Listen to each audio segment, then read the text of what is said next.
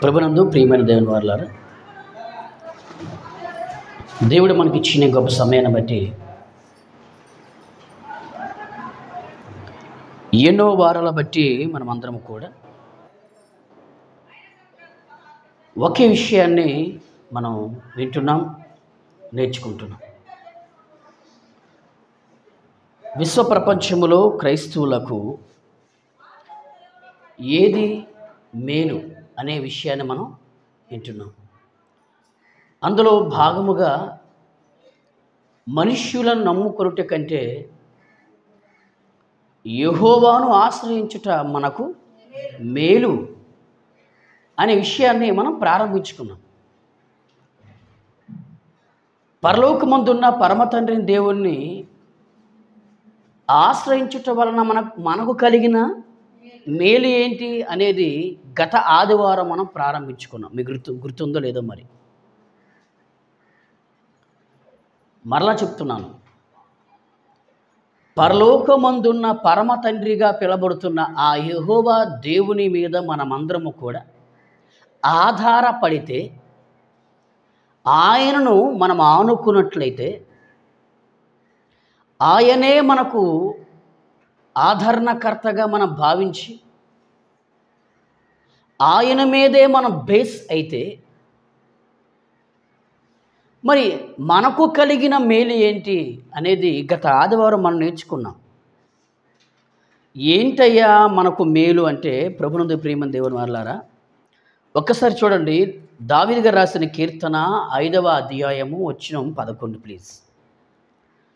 దావీదు గారు రాసిన కీర్తన 5వ అధ్యాయము వచనం 11.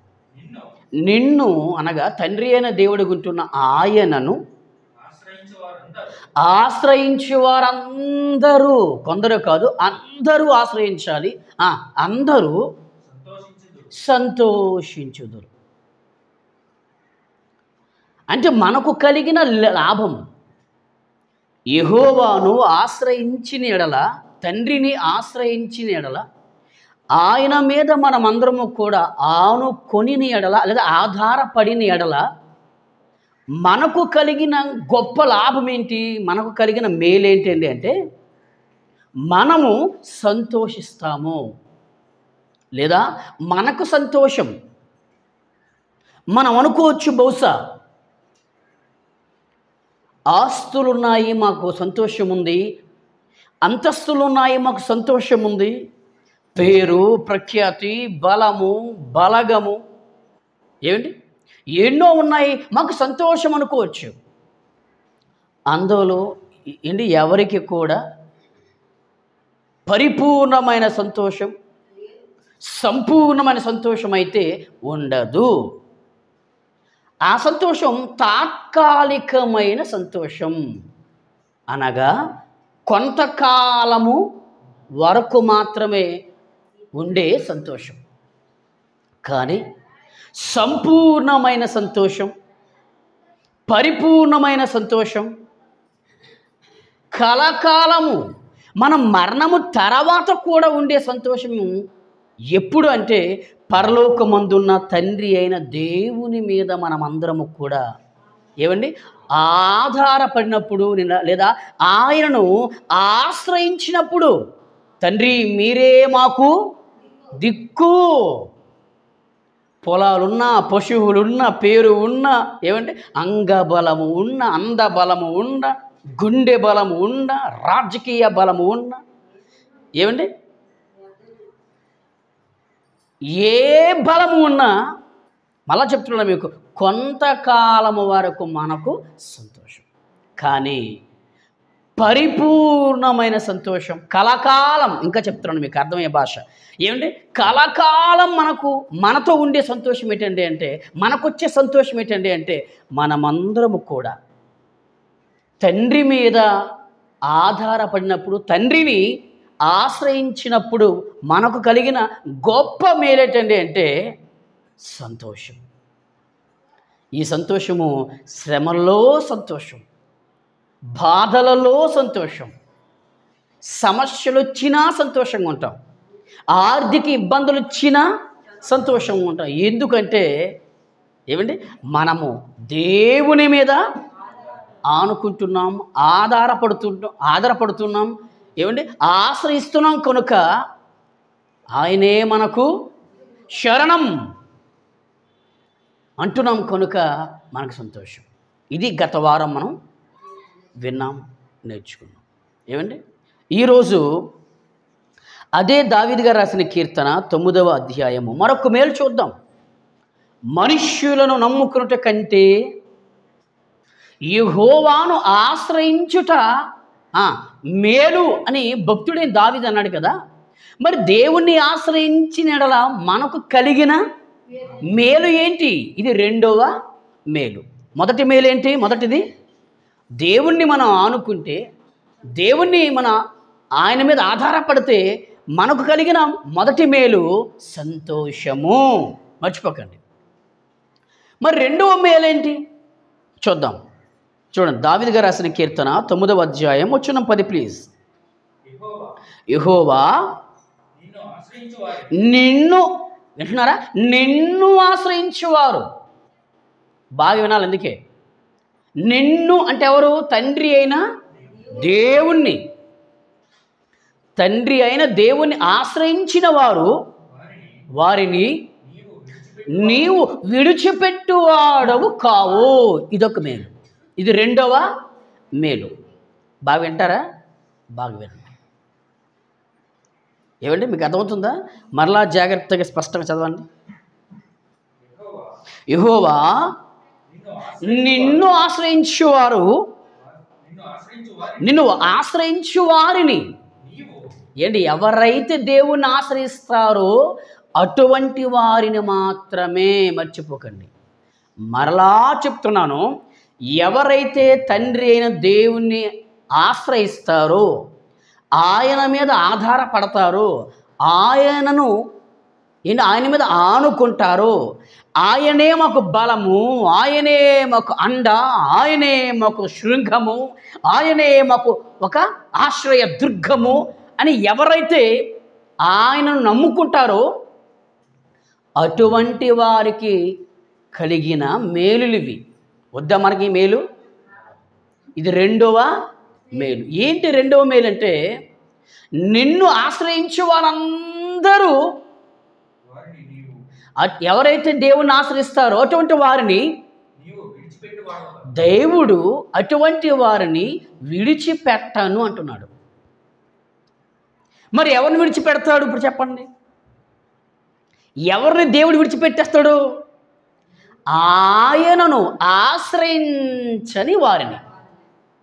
దేవుడంటే లెక్క లేకుండా బ్రతుకుతున్నారు ఇప్పుడు నేటి క్రైస్తవులు. అటువంటి వారిని పట్టించుకోడు. ఎవరైతే దేవునికి దూరంగా ఉంటున్నారో అటువంటి వారిని దేవుడు విడిచిపెట్టేస్తాడు.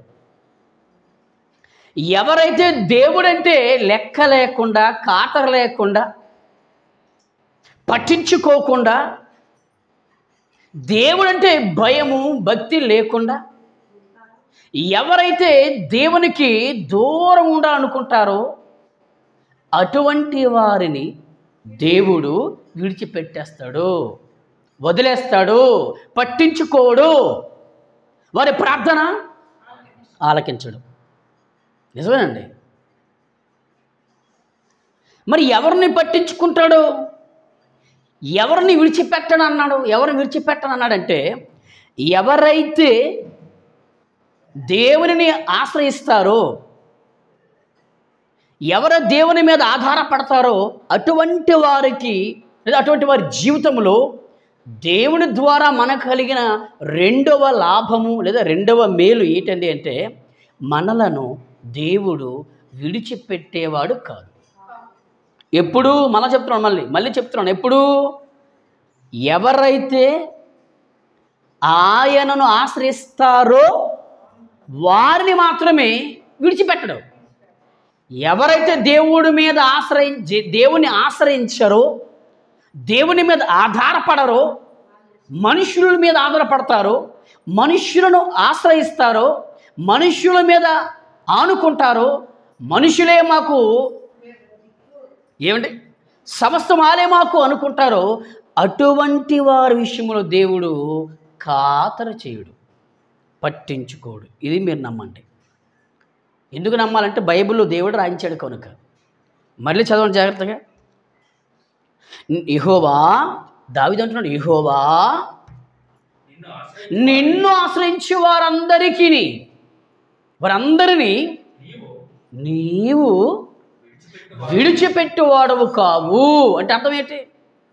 ఏమండి, విడిచిపెట్టువాడవు కావు అనే పదానికి అర్థం ఏంటి? విడిచిపెట్టువాడవు కావు అనే పదానికి అర్థం ఏంటండి అంటే, ఏమండి, ఆపదొచ్చిన ఆయన మనలను విడిచిపెట్టడు. కష్టం వచ్చిన దేవుడు విడిచిపెట్టడు. అనారోగ్యం వచ్చిన దేవుడు విడిచిపెట్టడు. సమస్య వచ్చిన దేవుడు విడిచిపెట్టడు. ఎవరిని? ఆయనను ఆశ్రయించు వారికి మాత్రమే. అంతే అంటాడు దావీదు స్పష్టంగా, యెహోవా అంటూ నిన్ను ఆశ్రయించు వారిని, ఎవరైతే దేవునిని ఆశ్రయిస్తారో, ఎవరైతే దేవుని పరిపూర్ణముగా నమ్ముకుంటారో అటువంటి వారిని దేవుడు అంటున్నాడు, నేను మిమ్మును విడిచిపెట్టను అన్నాడు. ఏంటి అబద్ధం ఆడుకోండి, చెప్పండి, ఇది మనకు మేలు కాదా? బెల్లం ఉంటేనే అది లోక సామెత. ఈరోజు ఏమండి, ఆస్తులు, అంతస్తులు, పేరు, ప్రఖ్యాతులు, మంచి హోదా, మంచి డిగ్నిటీ ఉన్నవారి చుట్టూ ఎవరుంటున్నారు? మనుష్యులు. ఏమండి, ప్రజలు.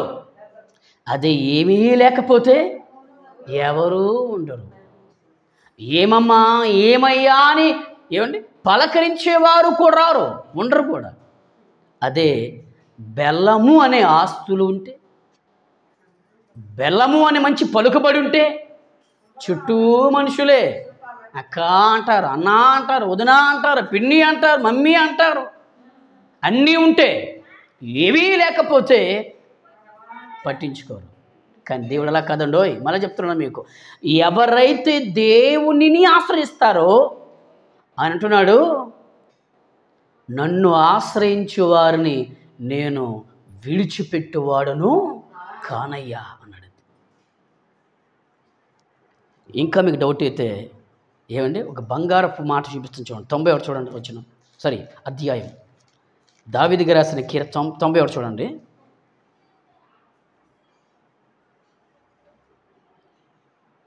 ఒక్కసారి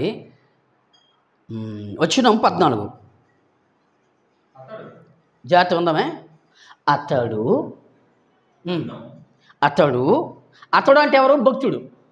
భక్తుడుగున్న అతడు, లేదా భక్తురాలుగున్న ఆమె, లేదా క్రైస్తవులుగున్న మనము నన్ను అనగా దేవునిగా ఉన్న నన్ను ప్రేమించుచున్నాడు గనుక.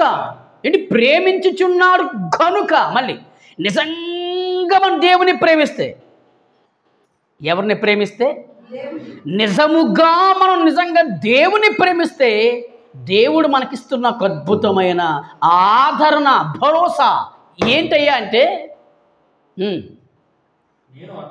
నేను దేవుడుగున్న నేను అతనిని అంటే ఎవరు? మళ్ళీ ఎవరైతే దేవుణ్ణి ప్రేమిస్తున్నారో, ఇందాక వచ్చినములో ఎవరైతే దేవుణ్ణి ఆశ్రయిస్తున్నారో వారిని దేవుడు విడిచిపెట్టండి అన్నాడు. ఇక్కడికి వచ్చేసరికి అంటున్నాడు, నిజముగా నన్ను ఎవరైతే ప్రేమిస్తారో ఆ ప్రేమించే వారిని తప్పిస్తానయ్యా. బా, విషపూరితమైన పాము కాటు నుండి తప్పించేస్తాను. భయంకరమైన ఏమండి ఈ కరెంటు షాకు నుండి తప్పిస్తాను. భౌతికంగా మీకు అర్థమయ్యే భాష. మీరు నడిచినప్పుడు మీ పాదము తొట్టిల్లకుండా, పడిపోకుండా, పడిపోయినప్పుడు నీకు కలిగిన గాయం, నీకు తగిలిన గాయం నుండి నేను తప్పించేస్తాను నాన్న. ఎవరికిది మేలు, ఎవరికి లాభం అంటే అందరికీ కాదు, మనసు పూర్తిగా, మన భాషలో మనసు పూర్తిగా దేవుడే నాకు ఆశ్రయం, దేవుడే నాకు ఆశ్రయ దుర్గము, దేవుడే నాకు అండ, దేవుడే నాకు గొప్ప ఆదరణ అని ఎవరైతే ఆయనను ఆశ్రయిస్తారో అటువంటి వారి జీవితాలలో దేవుని ద్వారా, తండ్రి ద్వారా కలిగిన గొప్ప లాభము, మేలులు. ఎన్ని మేలు కదా మరిది. నువ్వు నడుచు మార్గములో సడన్గా ఏదైనా భయంకరమైన విషపూరితమైన సర్పమొస్తు నువ్వేం చేస్తావు? ఏం చేయలేక నిలబడిపోతావు భయంతో. కానీ నిన్ను చూసిన విషసర్పము పారిపోయే విధంగా చేస్తాడు. అది తప్పించడం అంటే. ఎందుకు ఎందుకు ఈ వర్షం పడిందంటే చెప్పాలి. రైతులు ఎక్కడ ఉంటారు? పొలాల్లో ఉంటారు.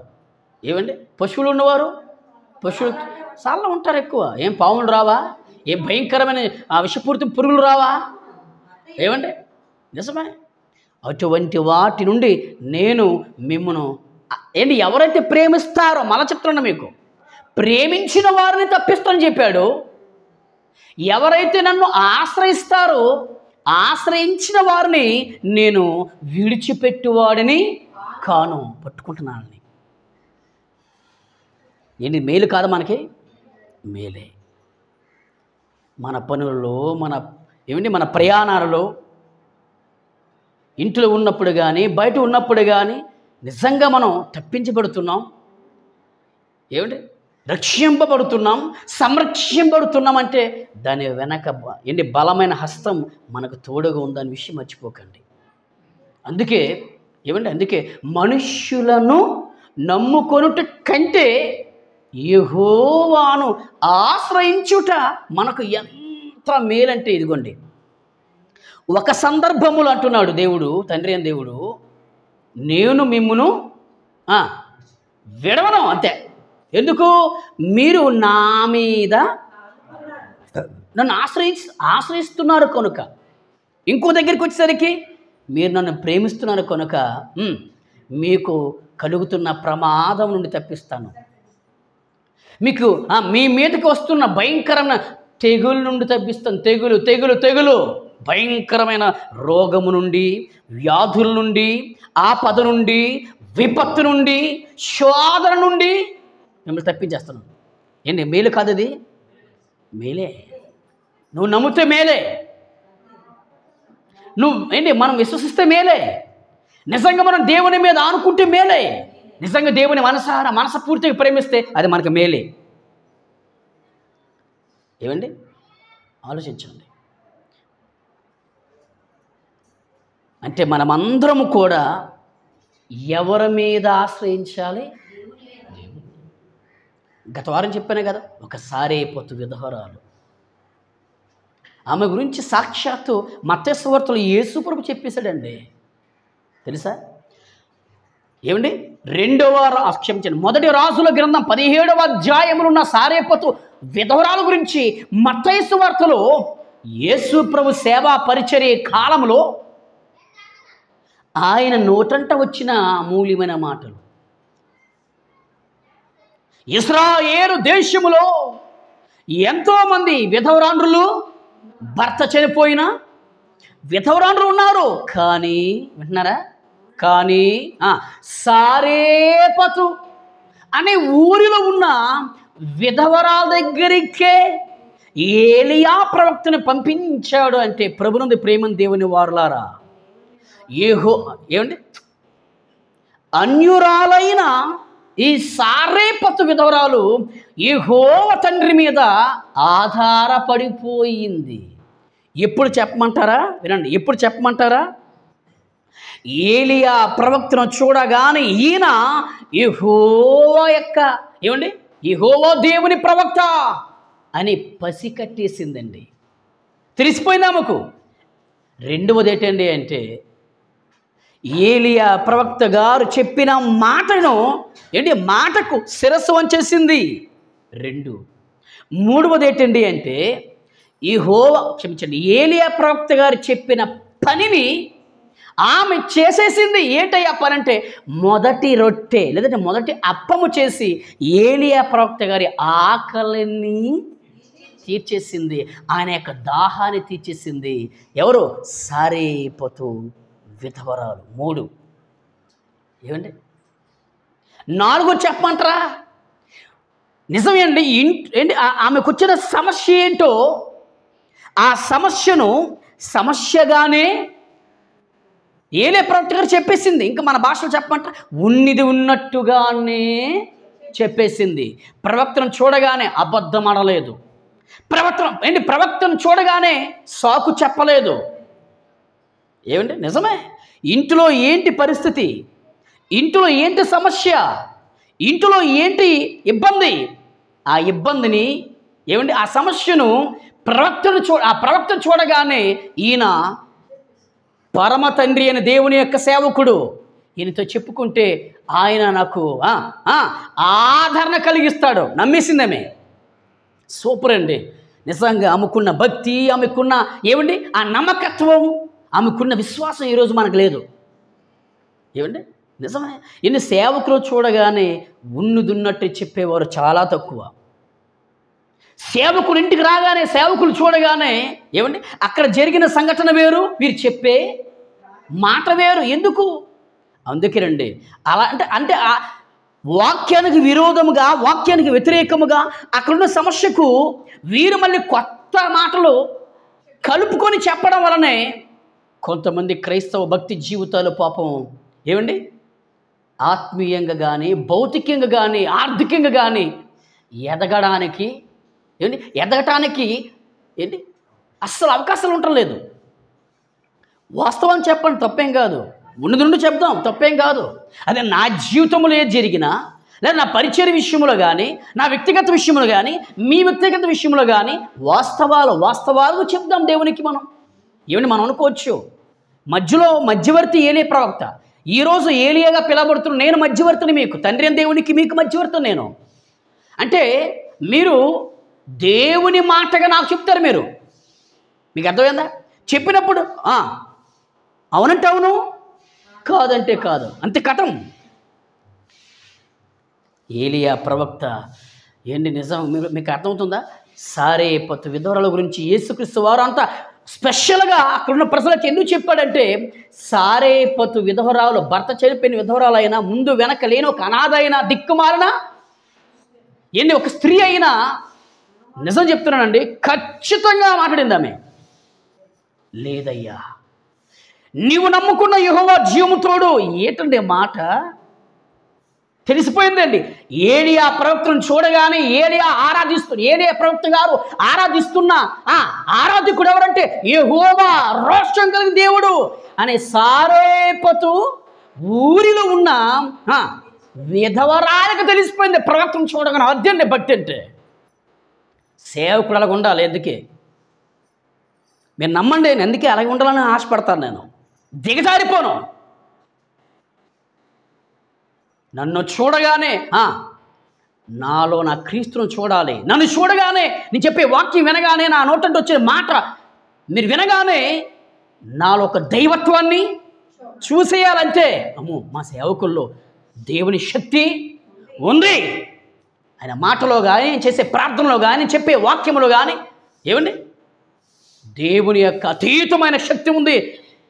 ఒక్కొక్కరికి గజలు ఆడాలి. ఆ రోజు ప్రవక్తలు వీధికి వెళ్ళినా, ఇంటికి వెళ్ళినా, ఆ ఇంటిలో ఉన్న వారందరికీ చలి జ్వరం వచ్చేస్తుండేది. ఏమండి అర్థమైంది లేదా? దేవుని ప్రవక్తలు, సేవకులు వీధిలోనికి వెళ్ళినా, ఊరిలోనికి వెళ్ళినా, ఇంటికి వెళ్ళినా, ఇంటిలో ఉన్నవారికి, వీధిలో ఉన్నవారికి చలి జ్వరం. అయ్యో బాబోయ్, ప్రవక్త మా ఇంటికి రావడం ఏంటి? అమ్మో బాబోయ్, దేవుడు మా గురించి ఏం చెప్పాడో? శుభమా లేక అశుభమా? లేదా మంచా? అమ్మో మంచిది కాదు, అమ్మో టెన్షన్. ఈ రోజా కొంతమంది సేవకులు అలాగే ఉన్నారు, సంఘాలు కూడా అలాగే ఉన్నాయి. భయము కానీ, భక్తి కానీ, పాస్టర్ని చూడగానే, సేవకులు చూడగానే, అమ్మో మా సేవకులు వచ్చారు. ఆయన మాటలో పవర్, ఆయన చూపులో పవర్, ఆయన ప్రార్థనలో పవర్, ఆయన చెప్పే వాక్యములో పవర్, ఆయన పరిచర్యే పవర్ అనే అనేవారు. ఆ పవర్ ఏది ఇప్పుడు? ఆలోచించండి. అందుకే ఒక సారేపతు విధవరాల గురించి మత్తయి సువార్తలో ప్రభు చెప్పాడంటే ఒక స్పెషల్ అండి. ఎవరో సారేపతు విధవరాలు ఏమండి నిజం. చివరికి నిర్ణయం తీసుకుంది. చెప్పాను గత వారం, చనిపోదాం డిసైడ్ అయిపోయింది ఆమె. ఇదంతా కూడా ఎవరికి తెలిసిపోయింది చెప్పండి? తండ్రి అయినా దేవునికి తెలిసిపోయింది. అందుకే అక్కడికి పంపించాడు. ఒక విషయం చెప్పంటారా ఏంటి, ఎవరింట్లో అయితే కష్టం ఉందో, ఎవరింట్లో అయితే లేమి ఉందో, ఏంటి ఎవరింట్లో అయితే తినడానికి కూడా సరిగ్గా ఆహారం లేదో అక్కడికి పంపిస్తాడు దేవుడు సేవకుణ్ణి. ఎందుకు చెప్పమంటారా? వారిని పరీక్షించడానికి. సూపర్. బాగా బలిసునుల దగ్గర పంపించడు. వీళ్ళు వెళ్ళిపోతారు. వీళ్ళు దిగజారిపోయిన కొంతమంది పాస్టర్లు దిగజారిపోయిన కనుక ఎవరైతే బలిసున్నారో వాళ్ళ దగ్గరికి వెళ్తారు. ఏంటి పొంగిస్తారు, ఏమంటే డబ్బా మాట్లాడతారు, కోణం తీసుకుని దెబ్బేస్తారు. కానీ నా గొప్ప తండ్రి ఏంటంటే, ఆయన మనసు ఏంటంటే, ఏంటి ఎవరింట్లో అయితే కష్టం ఉందో, లేదా ఎవరింట్లో అయితే సమస్య ఉందో, లేదా ఎవరింట్లో అయితే ప్రాబ్లం ఉందో, లేదా ఎవరింట్లో అయితే లేమి ఉందో, కరువు ఉందో అక్కడికే సేవకుని పంపిస్తాడు దేవుడు. అది ఆయన యొక్క స్పెషల్. ఎందుకంటే నా కొడుకుని చూసి నా పిల్లలు ఎలా మాట్లాడతారు, సంతోషంగా మాట్లాడతారా, ఉన్నట్టుగా మాట్లాడతారా, ఎలా సమాధానం చెప్తారు, ఎలా నిజంగా నేను పంపించిన సేవకుని ఎలా ఏ విధంగా ప్రేమిస్తారు. నిజమండి, గొప్ప పరీక్ష. సారేపతు విధవరాలకు కూడా నా తండ్రి పరీక్ష. అయితే ఇప్పుడు సారేపతు విధవరాలు ఏమండి దేవుని మీద ఆధారపడింది, యెహోవాను ఆశ్రయించింది, పాస్ అయిపోయింది. పాస్ అయింది కనుకనే 3 సంవత్సరములు 6 నెలలు. తక్కువేండి, చెప్పాలి గట్టిగా, తక్కువ. ₹1 కూడా ఖర్చు పెట్టకుండా, బయటికి కూడా కొట్టుకి మార్కెట్కి కూడా బజార్ కూడా వెళ్ళకుండా 3 సంవత్సరములు 6 నెలలు ఇంటిలోనే చెప్పాలి, ఇంటిలోనే పోషింపబడింది. రెండవది ఏలియా ప్రవక్తను పోషించింది. ఇది భక్తి అంటే. దేవుని మీద ఎవరైతే ఆశ్రయిస్తారో అటువంటి వారిని నా తండ్రి ఏంటి విడిచిపెట్టడండి.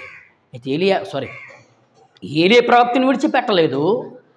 రెండవది సారేపతు విధవరాలను కూడా నా తండ్రి విడిచిపెట్టలేదు. ఏలియా ప్రవక్త ఎందుకు విడిచిపెట్టలేదంటే ఆయన ప్రవక్త. దేవుడు ఏం చెప్తుంది తూచి తప్పకుండా ఏలియా ప్రవక్త చేసేవారండి. ఏమండి చేసేవాడు. ఆయన మాటలో రోషం ఉంది, అని చెప్పే వాక్యంలో రోషం ఉంది, అని చెప్పే భవిష్యత్తులో రోషం ఉంది. రోషం కలిగిన ప్రవక్త ఎవరయ్యా పాత నిబంధన గ్రంథంలో అంటే ఏలియా. రోషం కలిగిన ప్రవక్త అండి. లేకపోతే ఆయన ప్రార్థన చేయగానే ఆకాశం నుండి అగ్ని రథాలు రావడం ఏంటి? ఆయన ప్రార్థన చేయగానే ఆకాశం నుండి అగ్ని గంధకాలు వచ్చి పచ్చి మాంసాన్ని కాల్చడం ఏంటి? That is Bible. అందుకే ఆ పేరే పెట్టాడండి మా పిరిడి పౌలు అన్నయ్య. అందుకే మీరు నమ్మండి, నా దగ్గర ఉన్నా లేకపోయినా, ఎవడు నాతో ఉన్నా లేకపోయినా, నేను మాత్రం చచ్చేంత వరకు నా భక్తి జీవితంలో నా సేవలో ఇదే రోషం ఉంటాను. ఎవడేమనుకునేటువంటికే ఏమండి కష్టం ఉన్నా, బాధ ఉన్నా, సమస్య ఉన్నా, శోధన ఉన్నా, ఇరుకున్నా, ఇబ్బంది ఉన్నా, రోగం వచ్చినా, నా మరణ పర్యంతం వరకు ఏమండి ఆయన పేరు మహానుభావుడి పేరు నాకు వచ్చింది కనుక కనీసం ఇసుక రేణు అంత రోషమైనా నేను కలిగి ఉంటానండి. అదే నా భక్తి జీవితం.